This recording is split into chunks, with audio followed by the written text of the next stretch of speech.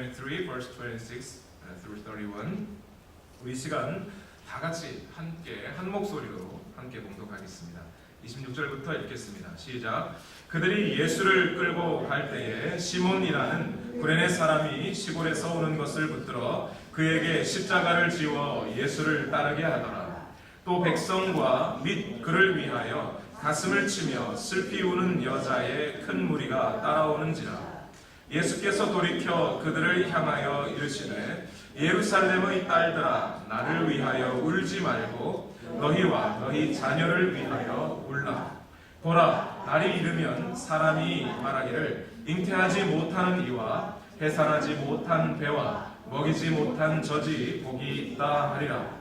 그때에 사람이 산들을 대하여 우리 위에 무너지리라 하며 작은 산들을 대하여 우리를 덮으라 하리라. 푸른 나무에도 이같이 하거든 마른 나무에는 어떻게 되리요 하시니라.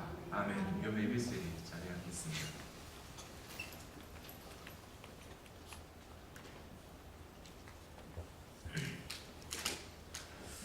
오늘 종려주일입니다. 고난주간이기도 하고요. 설교가 약간 길어질 것 같죠. 평소와 비슷합니다. 그런데 여러분 잘 들어주시고 이미 시간은 많이 지났지만 여러분께 꼭 전할 메시지가 있으니 잘 들어주시면 감사하겠습니다. 어떤 사람들은 종려주일을 기념하면서 많은 풍습을 지키곤 합니다. 종려주일 행진이라고 해서요. 예수님이 예루살렘에 입성하시는 모습을 본따서 의식을 치르는 분들이 있습니다. 예수님이 나귀에 탄 모습을 흉내낸 사람들이 교회로 들어오고 또 사람들은 찬성과 또 화답송을 부르고 교훈서를 낭독하기도 합니다. 또 종려나무 축성 의식이라고 해서요. 성례전에 쓰이는 물건들 종려나무 가지로 이렇게 흔들어서 그 성스럽다고 구별하는 의식을 하기도 합니다. 그런데 저는 오늘 종려주일에 이런 의식을 지키는 것이 과연 어떤 의미가 있는지 잘은 모르겠습니다. 솔직하게. 사실 이날 이름이 종려주일인 것도 왠지 잘 모르겠습니다. 왜냐하면 예수님이 예루살렘에 입성하실 때 사람들이 종려나무를 흔들었다라고 하는 기사는 요한복음 12장 13절 한 곳에만 나옵니다. 다른 공간복음서에는 종려나무에 대한 기록이 없습니다. 그냥 마가복음 11장 8절에도 보면 들에서 벤 나뭇가지를 흔들었다. 그런 기록되어 있습니다. 종려나무라고 말하지는 않았습니다.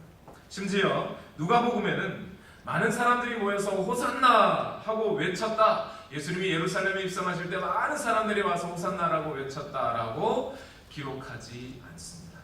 오히려 누가복음에는 예루살렘에 예수님이 입성하실 때 바닥에 겉옷을 깐 것도 그리고 호산나라고 외친 것도 다 예수님의 제자들이 했다라고 기록되어 있습니다. 누가복음 19장 37절과 38절에 보면 그렇게 기록이 되어 있습니다. 뿐만 아니라 오늘 종려주일이 오늘 우리가 의식적으로 종려주일을 지켜야 하는, 형식적으로 의식을 이 종려주일이라고 하는 것을 지켜야 하는가에 대한 제가 의문을 갖는 이유는 예수님이 예루살렘에 입성하실 때 사람들이 종려나무 가지를 흔들고 예수님을 환영했던 이유가 사실은 정치적인 이유였기 때문입니다.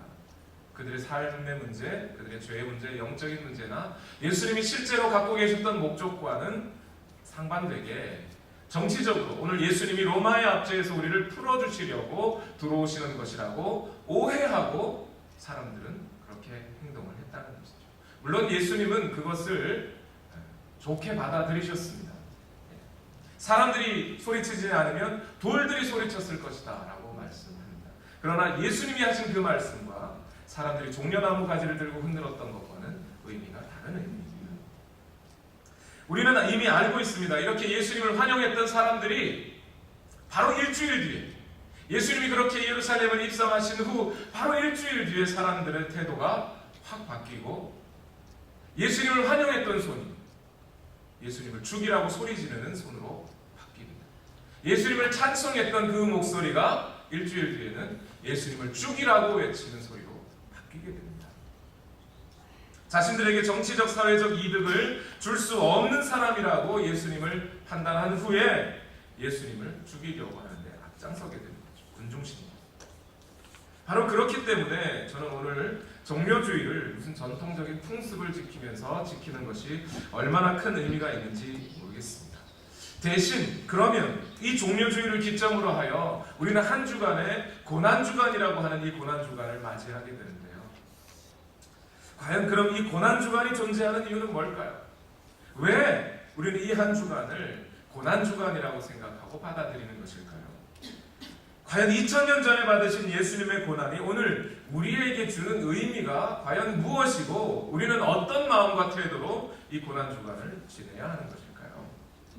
오늘 본문에는 예수님을 죽이는데 앞장섰던 군중들과 정반대되는 사람들이 등장합니다. 예수님이 십자가의 길을 가실 때, 비아 돌로로사라고 하죠. 그 고난의 길을 가실 때에 많은 여인들이 함께 뒤따랐다고 합니다. 오늘 본문 누가복음 23장 27절 말씀에 이렇게 말하죠. 또 백성과 및 그를 위하여 가슴을 치며 슬피 우는 여자의 큰 무리가 따라오는지라 라고 말씀하십니다. 이들은 예수님의 죽으심을 안타까워하면서 예수님의 고통을 진심으로 마음 아파하는 사람들입니다.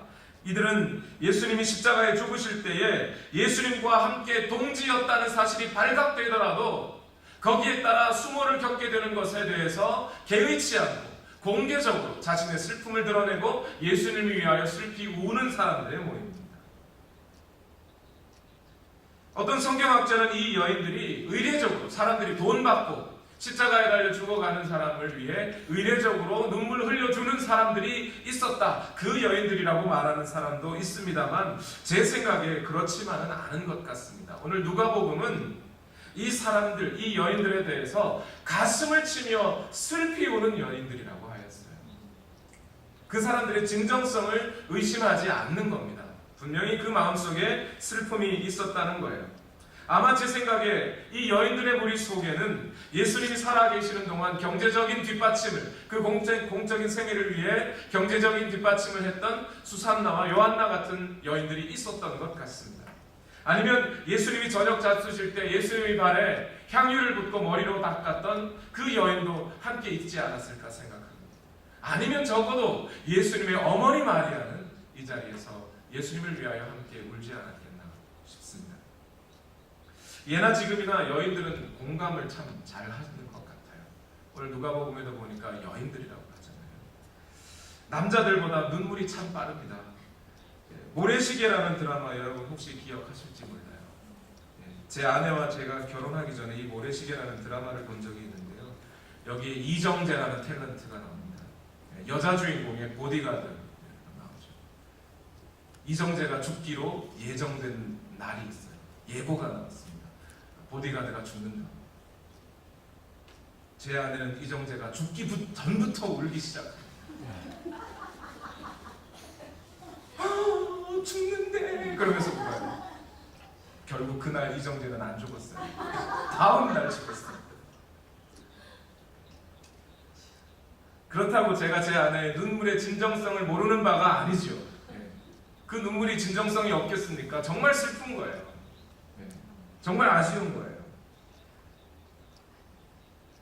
그렇게 슬퍼하는 여인들을 보시면서 오늘 예수님이 이렇게 말씀하셔요.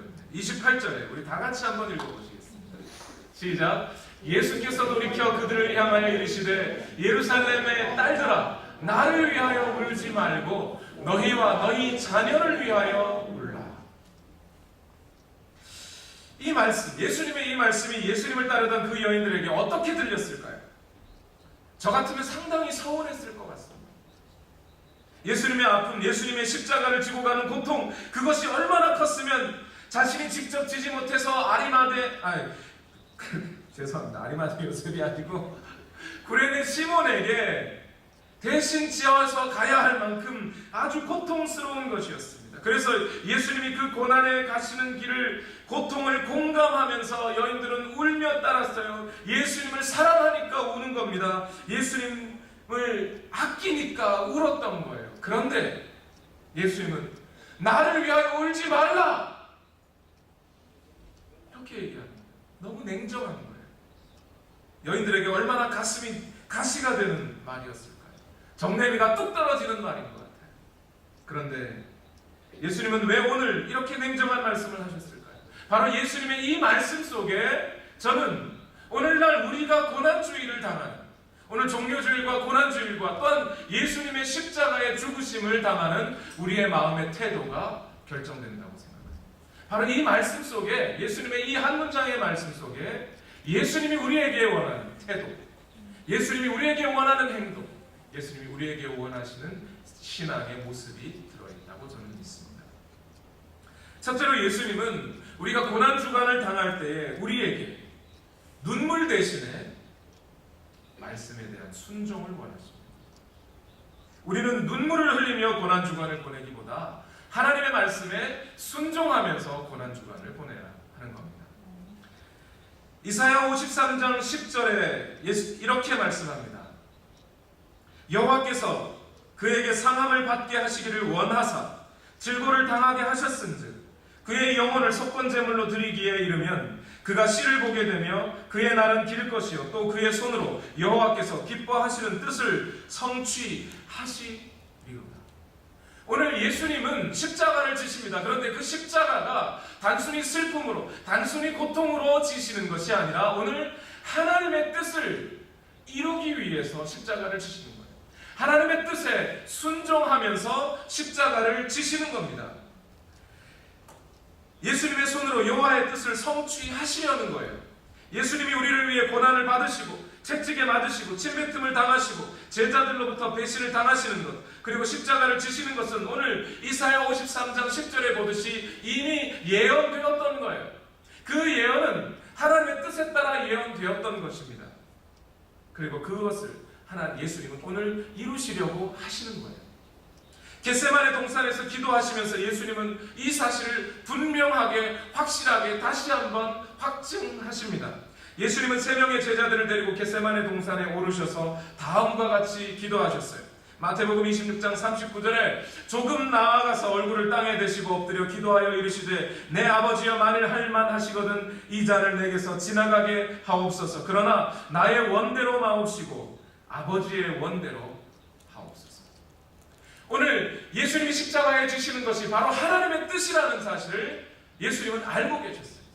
그런데 만약 그 하나님의 뜻에 순종하며 예수님이 그 사명을 이루어 가시는데 뒤에서 예수님 하면서 슬피 우는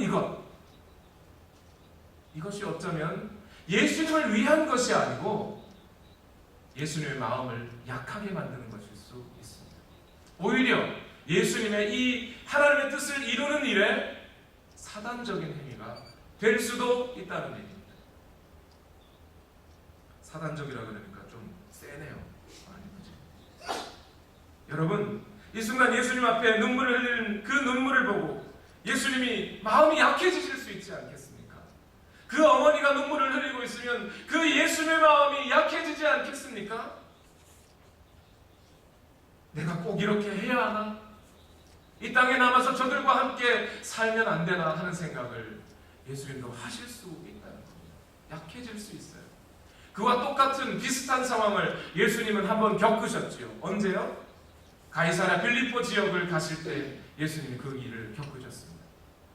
그 빌립보 가이사랴 지역에서 예수님이 제자들에게 물었어요. 얘들아, 제자들아, 사람들이 날더러 뭐라고 하더니, 그랬더니 제자들이 여러 가지 대답을 해줍니다. 예수님이 다시 물으셨어요. 너희는 나를 뭐라고 하느냐? 누구라고 하느냐? 이때 베드로가 나서서 이야기합니다. 주는 그리스도시요 살아계신 하나님의 아들이시니이다. 예수님이 바요나시모나 내가 옳도다. 내 말이 옳도다. 이를 너에게 가르쳐 주시는 것은 너의 혈육으로 가르쳐 알게 된 것이 아니고 하나님 아버지께서 너를 알게 하신 것이다. 내가 이 믿음의 반석 위에 내가 교회를 세우겠다고 말씀하셨어요. 그러고 난 다음에 예수님이 이 말씀을 하십니다. 그때서야 비로소 바로 그 믿음의 고백 위에 비로소 예수님은 내가 이제 바리새인들에게 유대 종교 지도자들에게 고통을 받아 십자가에 달려 죽을 것이다. 이 말씀을 하십니다.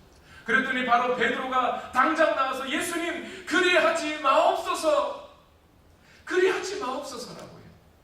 그때 예수님은 베드로에게 뭐라고 말씀하시죠? 사단아, 내 뒤로 물러가라. 네가 하나님의 뜻을 생각하지 아니하고 사람의 뜻을 생각하라. 오늘 하나님의 뜻에 따라 고난을 당하시는 예수님, 그 예수님은 오늘 기꺼이 하나님의 뜻에 순종하여 십자가를 지십니다. 하나님의 뜻을 성취하기를 원하십니다. 그리고 예수님은 오늘도 우리에게 그 예수님을 따르는 십자가를 우리에게도 지라고 말씀합니다. 마태복음 16장 24절에 예수님께서는 이에 예수께서 제자들에게 이르시되 누구든지 나를 따라오려거든 자기를 부인하고 자기 십자가를 지고 나를 따를 것입니다 라고 말씀하세요. 여러분, 고난주간을 당하는 여러분, 예수님과 함께 그 고난에 동참하시기를 원하십니까? 그렇다면 울지 마십시오. 예수님의 뜻대로, 예수님께서 오늘 하나님의 뜻을 이루시기를 원하시듯이 오늘 우리에게 주어진 십자가, 하나님께서 오늘 우리에게 원하시는 뜻, 하나님께서 오늘 우리를 통해 이루시고자 하시는 것, 그것을 행하면서 고난주간을 보내시기 바랍니다. 누구보다 더 찬양하시기 바랍니다. 더 큰 소리로 예수님의 보혈을 찬양하시기 바랍니다. 일부러 조용히 예수님은 고난을 당하셨는데 나는 어떻게 소리를 내서 찬양할 수 있나? 그러지 마십시오. 그러라고 고난 받으신 게 아니에요. 오히려 예수님은 그 고난 덕분에 우리의 찬양을 기꺼이 받으실 만한 능력과 자격을 갖추신 예수님이 되시는 겁니다. 더 찬양하십시오. 더 말씀을 읽으시고 더 하나님의 뜻을 구하시기를 바랍니다. 둘째로 예수님은 오늘 우리에게, 고난주간을 당하는 우리에게 눈물 대신에 봉사를 원하십니다. 눈물을 흘리며 따라가는 것이 잘못은 아닐 수 있습니다. 그러나 그보다, 눈물을 흘리는 것보다 성도가 성도를 일으켜주고 봉사의 일로 예수님의 고난에 동참하는 것을 예수님은 원하시는 겁니다. 이사야서 53장 5절 말씀을 다 같이 한번 읽어보시겠습니다. 시작. 그가 찔림은 우리의 허물 때문이요 그가 상함은 우리의 죄악 때문이라. 그가 징계를 받음으로 우리는 평화를 누리고 그가 채찍에 맞음으로 우리는 나음을 받았도다 라고 말씀합니다. 예수님의 찔림은 우리에게 평화를 주시려고 함이라는 거예요. 예수님이 채찍에 맞으시는 것은 우리를 질병에서부터 낫게 하시기 위함이라고 말씀하는 겁니다. 예수님이 십자가를 지시는 것은 분명히 우리 인류를 죄와 죽음으로 인한 고통에서 벗어나게 해주기 위함입니다. 그런데 여전히 우리가 이 예수님의 고난 앞에 여전히 슬픔과 고통 중에 있다면 그것이야말로 예수님이 원하지 않는 것이지 않겠습니까? 지금 예수님은 우리로부터 불안과 슬픔, 죄악과 허물을 없이 하시기 위하여 십자가를 지시는데 우리는 여전히 눈물을 흘리고 슬픔 가운데 있어야 되겠습니까? 어떤 분은 고난주간을 지내면서 반드시 금식이라는 것을 해야 하는 것이라고 생각합니다. 고난주간이니까 금식해야지, 이렇게 생각하시는 분이 있습니다. 어떤 경우에 금식은 분명히 의미 있습니다. 전혀 금식이 나쁜 것이라고 말하는 것은 아닙니다. 그러나 우리가 예수님의 고난을 바로 이해한다면 오늘 우리는 금식을 끊고 눈물을 멈추어야 합니다. 오히려 밥 잘 먹어야 되는 거예요. 우리 마음의 불안과 슬픔을 버리고 오히려 더 평안 가운데로 나아가야 됩니다. 그것이 예수님의 고난의 의미예요. 심지어 이사야서는 금식에 대해서 이렇게도 말씀하시는 문장이 있어요. 좀 깁니다만 문장 전체를 읽어보는 것이 필요하기 때문에 여러분 제가 읽어보겠습니다. 이사야서 58장 4절에서 7절 말씀입니다. 보라, 너희가 금식하면서 논쟁하며 다투며 악한 주먹으로 치는도다. 너희가 오늘 금식하는 것은 너희의 목소리를 상달하게 하려는 것이 아니니라. 이것이 어찌 내가 기뻐하는 금식이 되겠으며 이것이 어찌 사람이 자기의 마음을 괴롭게 하는 날이 되겠느냐. 그의 머리를 갈대같이 숙이고 굵은 배와 재를 펴는 것을 어찌 금식이라 하겠으며 여호와께 연락될 날이라 하겠느냐. 내가 기뻐하는 금식은 흉악의 결박을 풀어주며 멍에의 줄을 끌어주며 압제당하는 자를 자유하게 하며 모든 멍에를 꺾는 것이 아니겠느냐. 또 줄인 자에게 내 양식을 나누어 주며 유리하는 빈민을 집에 들이며 헐벗은 자를 보면 입히며 또 내 고육을 피하여 스스로 숨지 아니하는 것이 아니겠느냐. 하나님이 진짜 기뻐하는 금식은 단순히 밥을 굶는 금식이 아니라 차라리 우리 주변에 있는 흉악의 매인자들, 억눌린 자들을 풀어주고 그들에게 압제당하는 자들에게 자유를 행해주고 그들의 멍에를 꺾어주며 가난한 자에게 양식을 나눠주며 유리하는 빈민을 집에 들여 먹이는 것이 오히려 하나님이 기뻐하시는 금식이라는 거예요.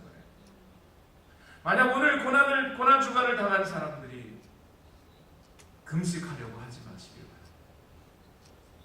바랍니다. 물론 때로 개인적으로 금식하는 것이 더 경건해서 그것을 위해서 하나님 앞에 올려드리는 것이 의미 있다고 여기시는 분 하셔도 좋습니다. 그러나 일부러 예수님의 고난 때문에 금식하지 마시기 바랍니다. 예수님은 우리에게 그 금식을 풀어주시기를 원하시는 거예요. 우리의 흉악의 결박을 풀어주시기를 원하시는 거예요. 우리도 그 일을 해야 합니다. 정말 우리가 예수님의 고난에 동참하고 싶다면 오늘 금식을 끊고 봉사일을 해야 됩니다. 요한복음 10장 10절에 내가 온 것은 양으로 생명을 얻게 하고 더 풍성히 얻게 하려는 것이라고 예수님은 말씀하셨어요. 오늘 예수님이 십자가를 지시는 일도 우리로 하여금 풍성히 얻게 하려고 생명을 주시려고 하시는 거예요. Don't cry for me. No tears for me. 그렇게 말씀하시잖아요. 봉사의 일을 하는 것이 예수님을 돕는 것이라는 것. 그 사실을 오늘 상징적으로 보여주는 인물이 있는데 그 사람이 바로 오늘 본문에 나오는 구레네 시몬이라는 사람이에요. 오늘 본문 26절을 보면 그들이 예수를 끌고 갈 때 시몬이라는 구레네 사람이 시볼로에서 오는 것을 붙들어 그에게 십자가를 지워 예수를 따르게 하였더라 이렇게 말씀해요. 이 구레네라고 하는 곳이 아프리카 북부 지역입니다. 그래서 아마 시몬이라는 사람이 여러 그 유대인들과 함께 섞여 있는 중에 그 피부색이 아마 두드러져 보였던 것 같아요. 지나가던 병정들이 예수님이 십자가를 다 지지 못하니까 그 시몬이 눈에 띄는 시몬을 불러서 대신 십자가를 지게 합니다. 그런데 여러분 오늘 본문을 보시면 이 구레네 시몬이 십자가를 지고 가는 것에 대해 예수님은 아무 말 하지 않습니다. 아니 그거 내가 져야 돼. 너는 됐어 다 있어 이렇게 말하지 않았어요. 십자가를 그에게 넘겨줍니다. 그런데 이 시몬과는 반대로 뒤에서 슬피 울며 따르는 여인들의 무리가 있었어요. 시몬은 전혀 말없이 십자가를 지고 있는데 여인들은 내내 울기만 합니다.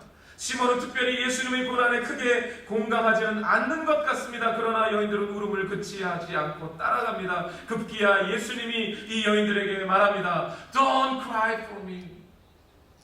No tears for me. 예루살렘의 딸들아 나를 위해 울지 마라. 여러분 이 둘 중에 누가 예수님의 십자가를 가볍게 해주고 있습니까? 그것은 바로 구레네 시몬이에요. 우는 것만으로는 예수님의 십자가를 1g이라도 가볍게 해드릴 수 없습니다. 물론 구레네 시몬이 예수님 대신 십자가를 질 자격이 있다는 뜻은 아니에요. 예수님 대신 죽어줄 수 있는 자격이 있는 사람이라는 것은 아닙니다. 그러나 적어도 그는 육체적으로 예수님의 부담을 덜어드리는 것이 분명합니다. 오늘 우리는 만약 금식하시고 싶으시다면 금식하는 동안에 아껴놓은 그 음식들을 가난한 자들을 위해 주시지 않겠습니까? 그것이 예수님께서 오늘 우리에게 원하시는 겁니다. 마지막으로 그리고 가장 중요하게 그리고 짧게 말씀드립니다. 예수님은 우리에게서 눈물보다는 죄에서 떠나는 것을 원하십니다. 우리는 눈물을 흘리면서 이 고난주간을 보내야 할 것이 아니라 죄에서 떠나는 것으로, 죄의 행동에서, 죄의 자리에서 떠나는 것으로 우리는 고난주간을 보내야 하는 겁니다. 좀 전에 말씀드렸던 이사야서의 말씀을 다시 한번 보겠습니다. 53장 5절 말씀에 그가 찔림은 우리의 허물 때문이요 그가 상함은 우리의 죄악 때문이라. 그가 징계를 받음으로 우리는 평화를 누리고 그가 채찍에 맞음으로 우리는 나음을 받았다. 그가 찔리는 것은, 예수님이 찔리는 것은 우리의 허물 때문에 찔렸다는 거예요. 예수님, 우리에게 허물이 있기 때문에 예수님이 찔린 겁니다. 예수님이 상하신 것은 우리의 죄악 때문이라는 거예요. 우리에게 죄악이 있기 때문에 예수님이 상하신 것입니다. 무엇보다 예수님이 십자가에 죽으시는 것은 우리로부터 죄로 인한 사망, 죽음으로부터 벗어나게 하기 위함이에요. 그렇기 때문에 오늘 우리는 고난주간을 맞으면서 죄로부터 떠나는 것이 필요한 겁니다. 여러분, 만일 여러분의 자녀가 5살, 6살 먹은 자녀가 도로 한가운데 차들이 쌩쌩 지나가는데 그 한가운데 서 있다고 한번 생각해 보시죠. 여러분 어떻게 하실 거예요? 여러분의 목숨을 바쳐서라도 그 아이를 건지러 들어 뛰어들지 않겠습니까? 애써서 그 아이를 건져 놨어요. 그런데 이 아이가 다시 차도로 들어갑니다. 여러분 기분이 어떠시겠습니까? 여러분의 마음이 어떠시겠어요? 애써 구해놨더니 또 다시 도로 한가운데 들어가야 되는 거예요. 제 어머니는 저를 낳기 위해서 만 48시간, 그러니까 꼬박 3일을 진통을 겪으셨답니다. 보통 서너 시간, 길면 7, 8시간인데 하룻밤 자고 안 나오고 하룻밤 자도 또 안 나오고 그 다음날 나는 거예요. 남자분들은 감이 잘 안 오시죠? 3시간이 아니고 3일입니다. 2번 정도 눈이 뒤집혀 쓰러지셨다고 합니다. 당시로서 가진 수단을 다 해봐도 이틀 밤을 지내봐도 아기가 나오지 않는 겁니다. 그래서 심지어 저희 아버지는 이제 아기는 포기하자, 애는 죽이더라도 아내는 살려야겠다라고 결심을 하셨답니다. 그리고 아버지의 고민은 이제 저 아기 시체를 꺼내면 어디다 갖다 묻어야 하나, 그 생각을 하고 계셨대요. 결국 어머니는 마지막에서야 자신의 인생에서 잠시 잊고 있었던 하나님을 찾게 되고 그제서야 제가 태어났다고 합니다. 정말이지 목숨 걸고 낳은 아들입니다. 그래서 그런지 지금도 제가 기침을 하거나 통화하다가 콜록콜록 하면 어머니가 왜 그러냐고 그랬거든요. 무슨 일 있냐고. 여러분 이 마음 이해되시죠? 그런데 진짜 만일입니다. 자신의 목숨과 맞바꿔서 낳은 아들인데 그 아들이 만약 오늘 삶이 힘들고 지쳐서 내가 오늘 죽어야겠다, 자살해야겠다고 하면 그 어머니의 마음이 어떻겠습니까? 오늘 예수님은 여러분들, 우리 모두를 죄에서부터 의로 옮기기 위해서 죽어주시는 거예요. 사망의 자리에서 생명의 자리로 옮겨주시기 위해서 죽어주시고 십자가를 지고 올라가시는 겁니다. 그런데 만약 우리가 과거의 죄의 자리로 다시 돌아가려고 한다면 그게 과연 예수님이 원하시는 것이겠습니까? 여러분, 고난주간을 당한 여러분들 이렇게 생각하시죠. 이번 한 주간만이라도 내가 그동안 짓던 죄를 짓지 말아봐요. 이번 한 주간만이라도 음욕을 품지 말아봐요. 이번 한 주간만이라도 내 입술에서 선한 말이 나와서 영혼을 살리는 말을 해봐야 돼요. 이번 한 주간만이라도 어떻게든 죄에서 떠난 삶을 살아봐야 돼요. 오늘 본문 후반부인 29절과 30절에는 이렇게 말합니다. 보라, 날이 이르면 사람이 말하기를 잉태하지 못하는 이와 해산하지 못한 배와 먹이지 못한 젖이 복이 있다 하리라. 그때에 사람이 산을들을 대하여 우리 위에 무너지리라 하며 작은 산들을 대하여 우리를 덮으리라 합니다. 예수님은 이 비유의 말씀을 통해 각 사람에게 종말의 시간이 닥칠 것이라는 것을 예고하십니다. 가깝게는 예수님의 사후 AD 70년에 있었던 예루살렘의 멸망을 예언한 것일 수도 있고요. 또는 멀게는 각 사람에게 종말의 시간이 다가올 것이라는, 어느샌가 종말의 시간이 다가올 때가 있을 것이라는 것을 말씀하고 있습니다. 바로 그 종말의 시간이 우리에게 영원한 고통이 되지 않기를 바라는 마음으로 예수님은 우리에게 이렇게 말합니다. 본문 28절에 예루살렘의 딸들아, 나를 위하여 울지 말고 너희와 너희 자녀를 위하여 울어라. Don't cry for me, but cry for yourself and your children. 이제 고난주간을 받는 우리 온누리교회 성도 여러분, 우리 온누리교회 성도 여러분만이 이 한 주간에는 목소리 높여 예수님을 찬양합시다. 우리만이라도 누구보다도 하나님의 말씀에 순종합시다.